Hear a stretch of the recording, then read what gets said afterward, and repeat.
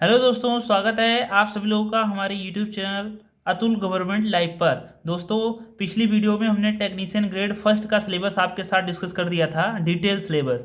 आज हम लोग टेक्नीशियन ग्रेड थर्ड का डिटेल सिलेबस आपके साथ डिस्कस करेंगे, जिसमें हम देखेंगे कौन से सब्जेक्ट है, यानी कि मैथ से कौन कौन से चैप्टर आ रहे हैं, साइंस से कौन से आ रहे हैं, जीएस से कौन से आ रहे हैं, आपको रीजनिंग में कौन से चैप्टर आ रहे हैं।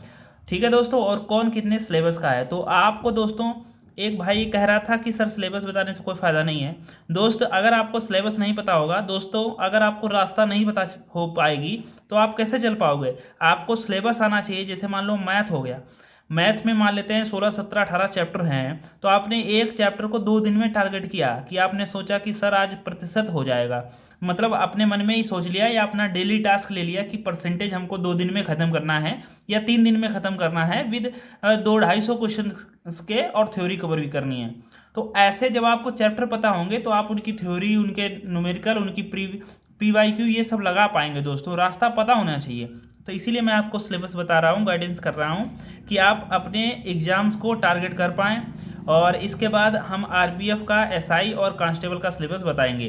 ठीक है दोस्तों, तो यहाँ पर आप एक ओवरव्यू देख लीजिए, जो वैकेंसी कितनी है, और आपका ऑनलाइन मोड रहेगा। निगेटिव मार्किंग कितनी है, 1/3 की है। ठीक है दोस्तों, और सिलेक्शन प्रोसेस दोनों का, यानी कि ग्रेड फर्स्ट का और थर्ड का दोनों का सेम है। सीबीटी 1 होगा, पहले 2 होते थे, सीबीटी 1 एंड सीबीटी 2। यहाँ पर सिर्फ सीबीटी 1 है, और आपका फिर डीबी हो जाएगा। अगर आप इसमें जो कट ऑफ लगेगी, आप पास हो गए, फिर आपका डीबी होगा।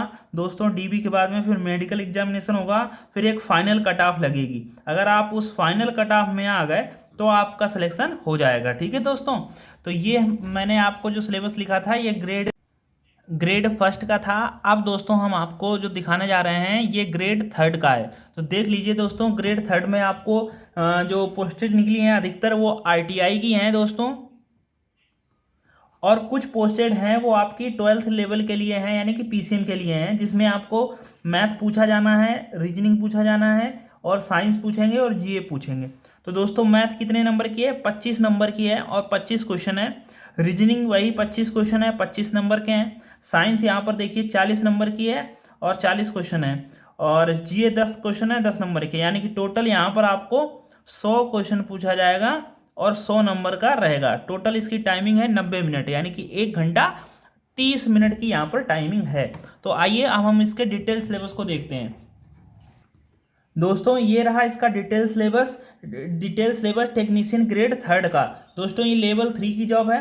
तो यहाँ पर ध्यान दें, ये गणित में जो आपको 25 नंबर की जो मैथ पूछी जाएगी, दोस्तों यही एक ऐसा सिलेबस है, जैसे मैथ हो गया, रीजनिंग हो गया, और ये साइंस भी कुछ हद तक हो गया। तो ये ऐसे सब्जेक्ट हैं जिनमें आप अच्छे से अगर पढ़ेंगे तो काफ़ी हद तक अच्छे नंबर ला सकते हैं। तो दोस्तों देखिए, सबसे पहले आपको क्या पढ़ना है, संख्या पद्धति पढ़ना है, यानी कि नंबर सिस्टम। फिर बोर्ड मास पढ़ना है, जिसमें आप गुणा भाग सब सीखते हैं। भिन्न पढ़नी है, एलसीएम एचसीएफ, अनुपात समानुपात, वर्ग और वर्गमूल, आयु।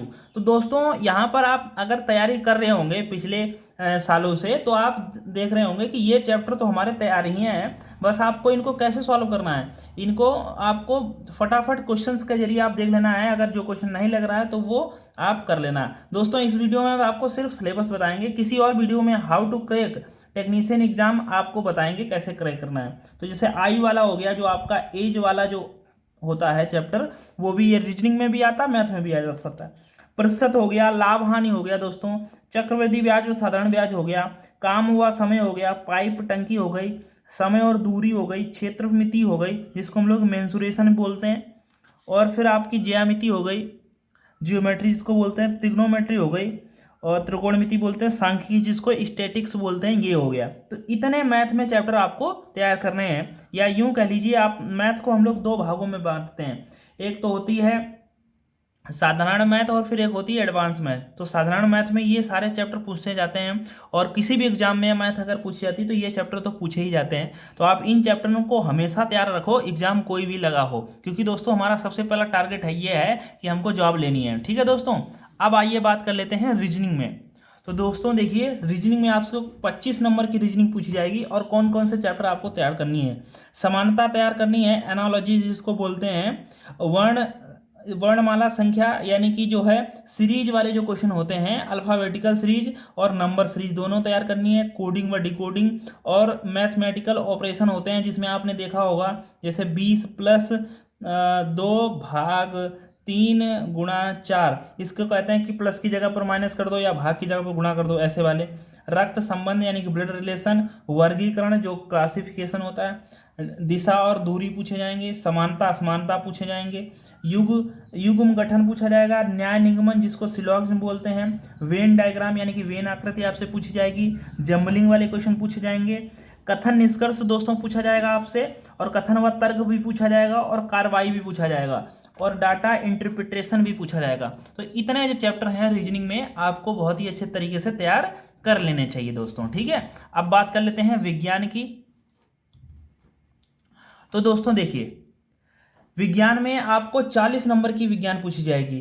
तो जिन्होंने ITI ले रखा है तो वो ITI से संबंधित देखें, और यहाँ पर जो विज्ञान है वो 12th लेवल की जो PCM है, PCM जिन्होंने फिजिक्स से डालेंगे इंटर से, तो वो भी देखें।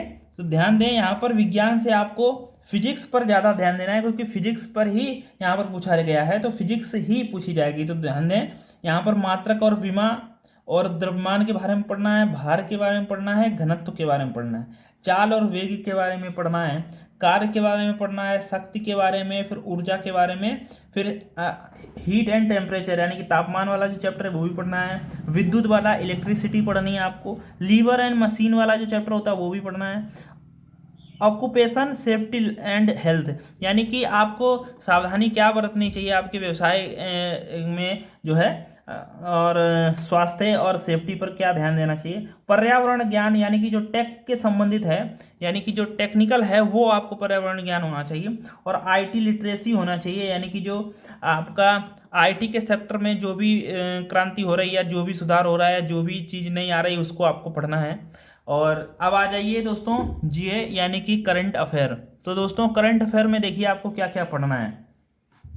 तो दोस्तों ध्यान दें, करंट अफेयर महत्व आपकी 10 नंबर की ही पूछी जाएगी। तो सबसे ज़्यादा आप जो आपको फोकस करना है दोस्तों, वो आपको करना है मैथ पर, रीजनिंग पर और साइंस पर। फिर उसके बाद में जब आप करेंगे वो करेंगे GA पर, अगर आपको टेक्नीशियन में जॉब लेनी है दोस्तों।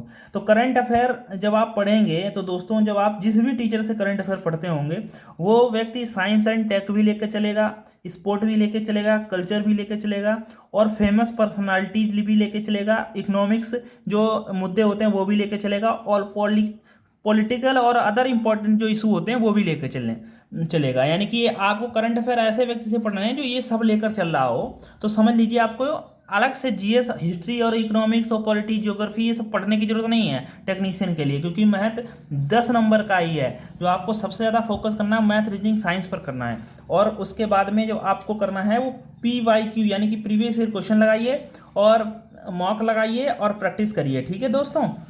तो जो भी चैनल देखो करंट अफेयर के लिए आप कुमार गौरव सर को फॉलो कर सकते हैं। मेरे हिसाब से वो सारा कुछ लेकर चलते हैं, तो काफ़ी हद तक GS भी लेकर चलते हैं वो।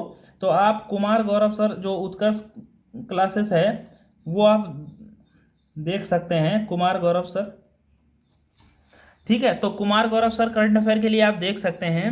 विज्ञान के लिए आप ध्यान दें, विज्ञान के लिए आप कई टीचर हैं मार्केट में, तो आप विज्ञान के लिए देखो बिहार के जो एक टीचर हैं उनको भी आप जानते होंगे, SK झा, और SK झा, और एक टीचर हैं नीरज सर,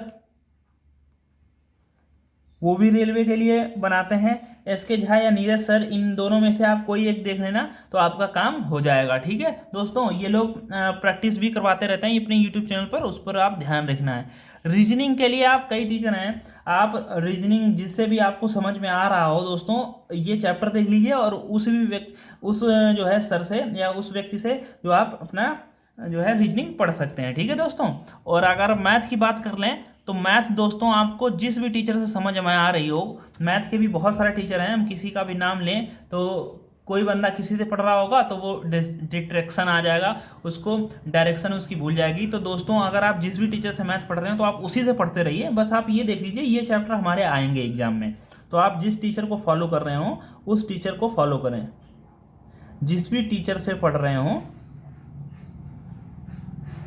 उसी से पढ़ें, ठीक है, सारे टीचर अच्छे होते हैं, बस आप ये देखना क्वालिटी टीचर हो और उसको अनुभव हो उस ऐसे टीचर से पढ़ना है। ये नहीं कोई फेंक रहा है। फेंक रहा का मतलब ये है कि सवाल को 2 मिनट में उड़ा दिया, ये कर दिया, वो कर दिया। अरे दोस्तों ऐसे नहीं, पहले पूरा कॉन्सेप्ट समझो, उसके बाद में ट्रिक समझो, वो चीज़ आपको काफ़ी हद तक हेल्प करेगी। ठीक है दोस्तों, ये रहा आपका कंप्लीट सिलेबस टेक्नीशियन ग्रेड 3 का दोस्तों। ठीक है, आप हमारे यूट्यूब चैनल पर जाइए। रेलवे में अगर आपको जॉब करनी है तो आप हमारे यूट्यूब चैनल को फॉलो कर लें दोस्तों।